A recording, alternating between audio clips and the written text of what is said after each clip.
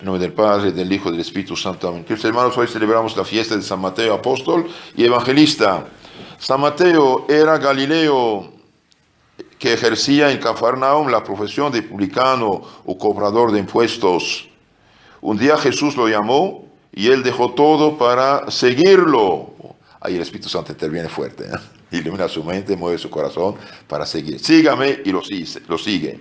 Además de apóstol, fue evangelista, es decir, que escribió el primer evangelio. El suyo fue el primer evangelio, dije. Antes de separarse de sus compañeros para ir difundir la luz del evangelio, fue por Etiopía.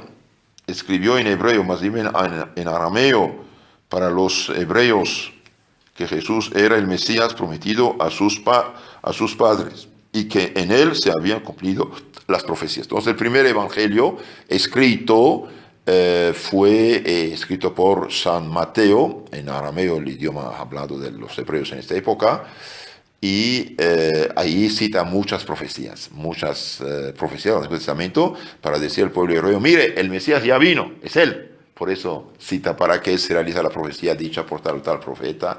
Entonces después lo tradujo al griego. ¿Por qué? Porque el griego era el idioma internacional en esta época en Oriente. Recogió fielmente todos los discursos de Jesús en su evangelio. Es el evangelista que nos ha conservado más palabras del Señor. El que más, de hecho, es el más largo. Son 28 capítulos. 28 capítulos. Y finalmente fue martirizado en el año 60. Entonces tenemos 4 evangelistas, 4 apóstoles y discípulos de apóstoles que escribieron los 4 evangelios. 2 son apóstoles y 2 son discípulos o secretarios de los apóstoles. San Mateo y San Juan son apóstoles, escribieron. San Mateo escribió el primer evangelio y San Juan escribió el último, el cuarto. ¿Por qué? Porque escapó milagrosamente a la persecución, a la muerte, para que escribiera el 4 evangelio. Y San Mateo, empieza la genealogía de Cristo, hijo de David, hijo de Abraham, etc. Mientras que San Juan dice: en el principio era el verbo estaba en Dios, el verbo era Dios, y el verbo se hizo carne y habita entre nosotros. ¿Por qué? Porque había unos herejes que negaban ya la encarnación de nuestro Señor Jesucristo, Dios hecho hombre, o su divinidad. Entonces ahí empieza con la divinidad. San Mateo, dije, apóstol, evangelista. San Juan igual, y los 2 otros, San Lucas y San Marcos, son secretarios de los apóstoles. San Marcos es secretario de San Pedro, y San Lucas, secretario, compañero de San Pablo. Entonces, cuando San Pablo dice mi evangelio, es la versión según San Lucas. Los 4 evangelios son los reconocidos por la Iglesia. 3 se llaman los sinópticos. Sinopsis en griego significa un vistazo. De un vistazo. Usted pone 3 columnas, San Mateo, San Lucas, San Marcos, uno al lado del otro, casi es igual. Más corto, a veces más largo, pero es igual, mismo esquema, para palabras, parábolas, etc. El de San Juan es diferente. ¿Diferente en qué sentido? San Juan, que fue el último de los apóstoles que murió, él conocía a los 3 primeros, pues ya dice, está ahí dicho, ¿para qué voy a decir? Entonces él escribió lo que no fue dicho. Lo que no fue dicho. Por eso es diferente un poco el de San Juan, fue algo maravilloso. Entonces se llaman los 3 sinópticos. Sunopsis en griego, de un vistazo. Opsis, la vista. De un mira, pone columna sobre columna, los 3 primeros igual, más o menos. El otro diferente. ¿Por qué solamente 4 evangelios tenemos? ¿No hubo otros? No. Los 4 canónicos, verdaderos, auténticos, aceptados por la Iglesia, son estos. Más tarde hubo herejes que escribieron evangelios, fíjese. Unos herejes escribían un evangelio falso y ponían bajo nombre de tal o tal apóstol. Esos se llaman los apócrifos. Ahora, hay apócrifos de origen herética, herejes, y hay apócrifos de origen católico. Los apócrifos de origen católico son unos cristianos piadosos que escribieron cositas de la fe que tenían, sí, pero también cosas que imaginaron ellos, que no son revelados. Pero es interesante, por ejemplo, el amor, la veneración que tenía la Virgen a Cristo Dios, etc. Sí, significa que tienen la fe en Cristo Dios, los de origen católico. Y los de origen herético son peligrosos. ¿Por qué? Porque ellos tenían una concepción falsa de la fe, falsificaron la fe. Y para dar autoridad, crédito a su ¿cómo se llama?, prédica, bien pusieron bajo nombre de tal o tal apóstol el falso evangelio que escribieron y pusieron en boca de Cristo palabras que no dijo. Palabras que no dijo. Esto es algo peligroso. Y esos evangelios apócrifos sí existen, circulan. Incluso hay uno de Judas Iscariote. Totalmente falso, inventado. Entonces, desde el inicio hubo, por ejemplo, un evangelio escrito, no sé, 200 años, 300 años, 400 años después de Cristo, bajo el nombre de Santo Tomás. Entonces, cuando dicen aquí el evangelio de Judas Iscariote dice, el evangelio de Tomás Apóstol dice, la iglesia católica, maldito sea, yo nunca recibí ningún evangelio de esos apóstoles. Entonces, falso. Entonces, los canónicos, los reglamentarios, lo que la iglesia recibió, son estos 4, y punto. Es importante saber esto. Por ejemplo, en la categoría de los evangelios apócrifos o libros apócrifos, entraría el libro de los mormones. Sí, es una invención, es una fábula. Es una novela escrita en estilo, manera de hablar bíblica, con color, sabor bíblico, pero no tiene nada que ver. No es divino. La revelación cristiana se terminó, se clausuró. ¿Cuándo? Cuando murió el último de los apóstoles. La revelación divina está clausurada, terminada. Dios nos reveló, nos dijo todo lo que quería decirnos. A la muerte de San Juan se terminó todo. Entonces, sí, por eso San Pablo insiste, pobrecito insiste mucho, y con razón. Bien dice, si alguien os anuncia un evangelio distinto del que habéis recibido, aquí el evangelio es el conjunto de la doctrina de Cristo, ¿sí? Toda la enseñanza de Cristo, doctrina de Cristo. Si alguien os enseña un evangelio distinto del que habéis recibido, aunque fuera nosotros mismos, Pedro, Pablo, Juan, o aunque sea un ángel del cielo, sea anatema, sea maldito. Es importante saber esto, ¿no? Entonces, nada se puede añadir ni quitar a lo que hemos recibido, y la maestra y madre que encargada de explicarnos el legado de los apóstoles es la iglesia fundada por Cristo y sus apóstoles, la iglesia católica.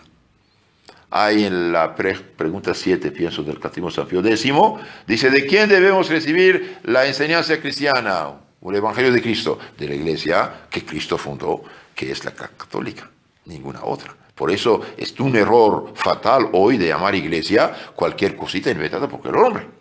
No se puede llamar iglesia. No se puede, no son iglesias, son organizaciones, son sectas, son lo que quieren, pero no son iglesias. La única iglesia que Cristo fundó y verdadera es la iglesia católica. Y únicamente la iglesia católica es la encargada de explicarnos la fe que Cristo nos ha enseñado. Ahora, lo que llamamos evangelio, el evangelio no es solamente el libro escrito. El evangelio es el conjunto del mensaje de Cristo, doctrina de Cristo, enseñanza de Cristo, vida de Cristo. Y durante los primeros años, ponga los 15, 20 primeros años, no hay nada escrito, todo es oral. Los apóstoles bautizaban, confesaban, perdonan los pecados, celebran la misa, lo que llamamos la fracción del pan, en lenguaje de los Hechos de los Apóstoles, imponían las manos, comunicaban el Espíritu Santo. Por ejemplo, cuando el diácono Felipe evangelizó Samaria, bien los apóstoles contentos mandaron a Juan y Pedro.